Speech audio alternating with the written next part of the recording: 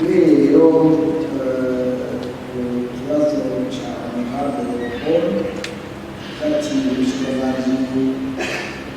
bugezwe n'ubworozi hari sitoke muri sitoke ko tubona ibiciro byabayoborera bya isoko cyafasha kugira ngo ibiciro bigabanuke nibyo umwimbu warabonekanye ariko ntitwarabona mu mubare musesekara bikanyurwa n'uko abasumyi nabo bateganya ibintu kandi nta bindi gihugu barumvira ibintu aha bavuga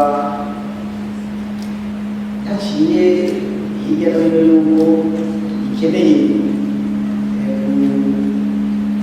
gushyiramo izindi kugira ngo tubisome dushobore kubona ibyo dufungura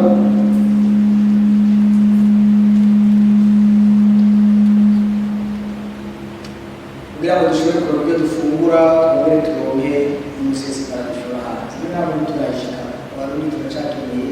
gukora amaboko mu munsi gusuzuma kugira ngo dushobore kuduza umwimbu ibituma ibiciro biduga ibituma byinshi si ibituma kimwe muri ibyo rero harimo umwimbu wabonekanye harimo abakeneye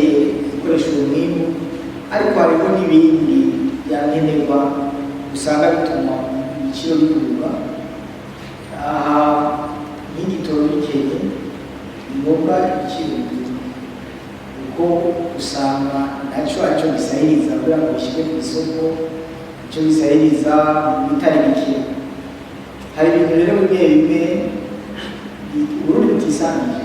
bituma ibiciro biduga si cyo twaje ko ariko barabwira mu muntu amenye yuko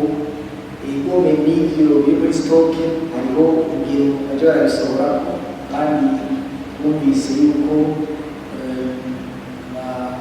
twibukije ko sitoke tuguma ari sitoke kandi ibyo yarari nicyo tuzoza tubike ko tuhaye twibuke tuhaye nimba bataratanze kubishyira ku isoko kuko umuntu yari yatanze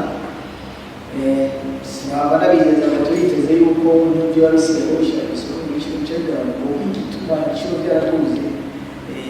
si umwimbu wonyine dufise ngaha kungana ariko hariho n'ibindi mbere n'ubundi butisangije